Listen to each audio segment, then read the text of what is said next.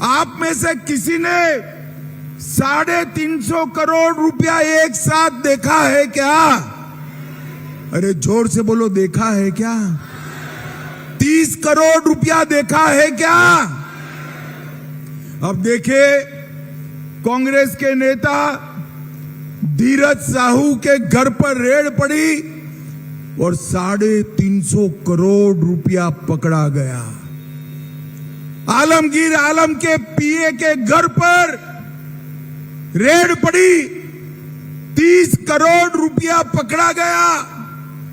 27 मशीनें नोट गिनने के लिए लाए, मगर वो भी गर्म होकर बंद हो गए। 2 दिन गिनती चली, 2 दिन। कितने दिन चली? अरे हजारीबाग वालों, ये पैसा किसका है? जरा जोर से बोलो। ये पैसा मेरे झारखंड के युवाओं का और पिछड़े वर्ग का है, जो एक कांग्रेस और जेएम लूट कर ले गए। ये करप्शन अटकाना है। जोर से बोलो, ये भ्रष्टाचार अटकाना है क्या? और जोर से बोलो, अटकाना है। अटकाना है तो उखाड़ कर फेंक दो झारखंड मुक्ति मोर्चा की सरकार को, एक कांग्रेस की सरकार को। मैं आपको कहता हूं, आपकी पाई पाई जो चोरी कर कर गए हैं, उनको बख्शा नहीं जाएगा। उनको उल्टा लटका कर सीधा करने का काम भारतीय जनता पार्टी करेगी। भाइयों बहनों, इनके राज में 1000 करोड़ का मनरेगा घोटाला हुआ, 600 करोड़ का जमीन घोटाला हुआ, 1000 करोड़ का खनन घोटाला हुआ, हजारों करोड़ का शराब घोटाला हुआ, और मोदी जी मुफ्त राशन बेच रहे हैं, बांट रहे हैं, वो भी इस सरकार के बिचौलिए खा गए। भाइयों बहनों, गरीबों का जो राशन खा जाए उसको फिर से चुनना चाहिए क्या? बताइए, चुनना चाहिए? ये गरीबों की बात करने वाली कांग्रेस पार्टी, उसने अब तक गरीबों के लिए कुछ नहीं किया। झारखंड मुक्ति मोर्चा ने भी नहीं किया।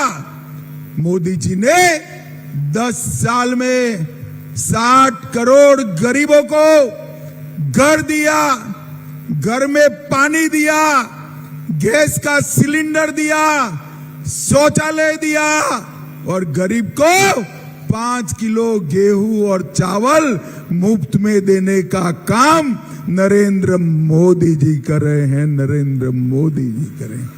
और भाइयों बहनों, हर गरीब का 5 लाख तक का पूरा इलाज मुफ्त में हो रहा है। और अब किसी भी आय वर्ग के 70 साल से ज्यादा आयु वाले बुजुर्ग को और 5 लाख तक रुपया दिया जाएगा, इलाज के लिए दिया जाएगा। तो 10 लाख रुपए तक का पूरा इलाज आज नरेंद्र मोदी सरकार करा दी। भाइयों बहनों, कुछ दिन पहले ये राहुल बाबा, जानते हो ना राहुल बाबा को?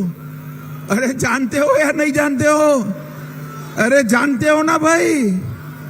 वो राहुल बाबा अमेरिका गए, अमेरिका में जाकर अंग्रेजी में बतियाने लगे और उन्होंने कहा अब इस देश में आरक्षण की जरूरत नहीं है। मुझे बताओ भाई, पिछड़ों का, दलितों का और आदिवासियों का आरक्षण बचना चाहिए या नहीं बचना चाहिए? जोर से बोलो, बचना चाहिए या नहीं बचना चाहिए? 10% सवर्णों को, गरीब सवर्णों को आरक्षण दिया है, वो बचना चाहिए या नहीं बचना चाहिए? ये कह रहे हैं हम आरक्षण हटा देंगे। और भाइयों बहनों, आज तो उन्होंने सारी सीमाएं लांघी। आज महाराष्ट्र में उलेमाए हिंद वालों ने उनको एक ज्ञापन दिया जिसमें कहा कि इस देश के माइनॉरिटी को, मुसलमानों को 10% आरक्षण दीजिए। हमारा संविधान धर्म के आधार पर आरक्षण को परमिशन नहीं देता है, मगर ये कांग्रेस पार्टी, ये जेएम वाले अपनी वोट बैंक के लिए 10% आरक्षण वो मुसलमानों को देना चाहते हैं। मैं आपको पूछता हूं, सुप्रीम कोर्ट ने 50% की मर्यादा बांधी, ये कहां से लाएंगे 10%? किसी का तो कम करना पड़ेगा या नहीं करना पड़ेगा? एसटी, एससी और ओबीसी, दलितों का, पिछड़ों का, आदिवासियों का आरक्षण खत्म कर कर एक कांग्रेस पार्टी मुसलमानों को देना चाहती है। चिंता हो रही है ना? हो रही है ना? मगर मत करिए, मैं बताता हूं, जब तक भारतीय जनता पार्टी की सरकार है, नरेंद्र मोदी जी है, राहुल गांधी, हम पिछड़ों के आरक्षण को हाथ नहीं लगाने देंगे, नहीं लगाने देंगे। भाइयों बहनों, ये कांग्रेस पार्टी ओबीसी विरोधी पार्टी, पिछड़ा वर्ग विरोधी पार्टी, इन्होंने काका साहेब कालेलकर कमीशन 1957 में जो पिछड़ों को आरक्षण देने का प्रस्ताव लेकर आया, इसका विरोध किया। 1980 में मंडल कमीशन को ठंडे बस्ते में डाला, और जब मंडल कमीशन का इंप्लीमेंटेशन होने लगा तो राजीव गांधी विरोध पक्ष में थे। उन्होंने 2 घंटा लंबा भाषण देकर कहा, पिछड़ों को आरक्षण नहीं मिलना चाहिए। हमेशा से एक कांग्रेस पार्टी पिछड़ा वर्ग की विरोधी पार्टी रही, और उन्होंने पिछड़ा वर्ग आयोग को इतने सालों तक मंजूरी नहीं दी। भारतीय जनता पार्टी की सरकार आते ही मोदी जी ने पिछड़ा वर्ग आयोग को संवैधानिक मान्यता देने का काम हमारे प्रधानमंत्री नरेंद्र मोदी जी ने किया, और साथ साथ ढेर सारे केंद्र में सीधी भर्ती के लिए उन्होंने पिछड़ा वर्ग को आरक्षण देने का काम किया, और मोदी जी के मंत्रिमंडल में भी 35% पिछड़ा वर्ग से आ रहे हैं।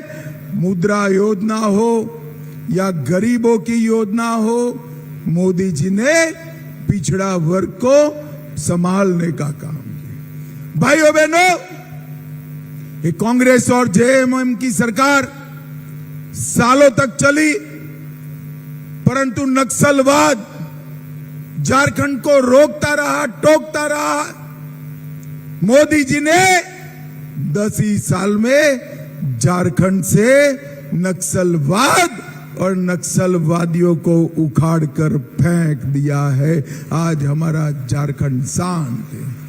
भाइयों बहनों, मुझे बताओ, ये कश्मीर जो है हमारा है या नहीं है? अरे जोर से बोलो, है या नहीं है? ये कश्मीर में धारा 370 जानी चाहिए थी या नहीं जानी चाहिए थी? अभी अभी कश्मीर की विधानसभा में कांग्रेस पार्टी प्रस्ताव लेकर आई है कि हम धारा 370 को वापिस लाएंगे। राहुल बाबा, मैं हजारीबाग की पवित्र भूमि से बोल रहा हूं, मेरी बात ध्यान से सुनो। आप तो क्या, आपकी 4 पीढ़ियां भी धारा 370 वापिस नहीं। आपने हमारे कश्मीर को आतंकवाद का केंद्र बनाया था।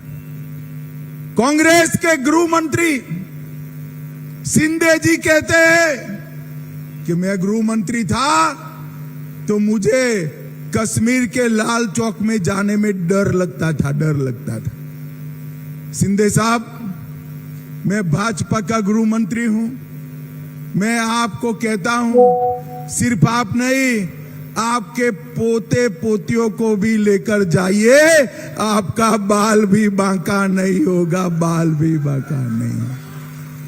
सालों तक ये कांग्रेस की सरकार चली, पाकिस्तान से आतंकवादी भारत में घुसकर बम धमाके करते थे और कोई जवाब नहीं दिया जाता। आपने 2014 में मोदी जी को प्रधानमंत्री बनाया।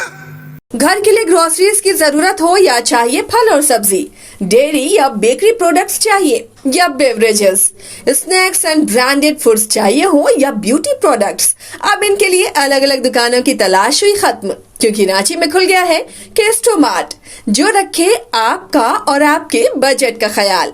हर सामान पर 5% की छूट, होम डिलीवरी की सुविधा भी। आज ही पधारें Kesto mart, one stop solution for every customer's requirements. Call 9153989339. 5 राज्य, 61 शहर, 150 प्रोजेक्ट और एक वास्तु विहार। नई सोच, नया घर, बनाए रखिए अपना प्यार, सेवा में है वास्तु विहार।